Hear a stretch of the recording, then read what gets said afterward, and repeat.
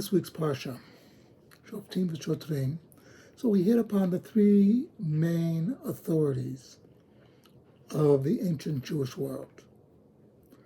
Judges, and how they have to be above corruption, how they have to overlook the background of whoever is bringing the case before them, whether, like I said, rich or poor. And yes, you cannot take a person's poverty into consideration if he is up on a robbery charge. Yes, he needed the money. Fine, I need the money. Everybody needs money. There were a lot of poor people during the Depression who'd never committed a crime. Amazing. You also, the king, and again, yesterday I went into the whole concept of limited powers of the king. Remember, in ancient Israel, the Jewish king was extremely limited, and it was so imbued in the Jewish culture that even Ahab, who was one of the worst kings in Israel, when a farmer refused to sell him his plot, he said, okay.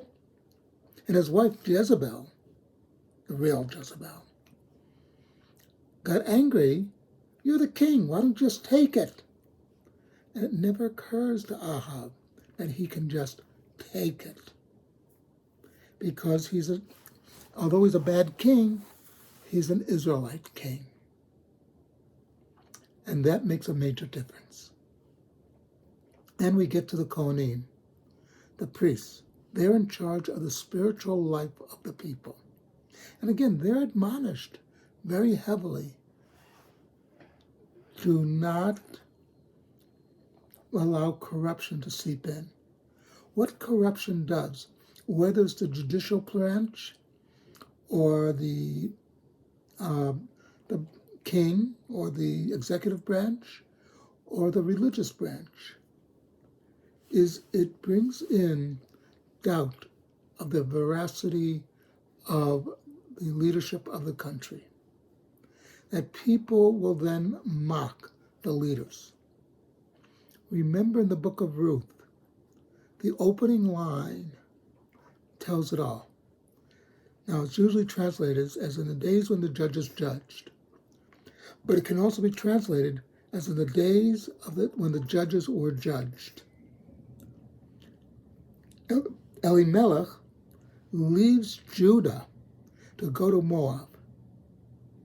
Shows a lack of leadership. He is leaving town, going to an enemy of Israel. Why?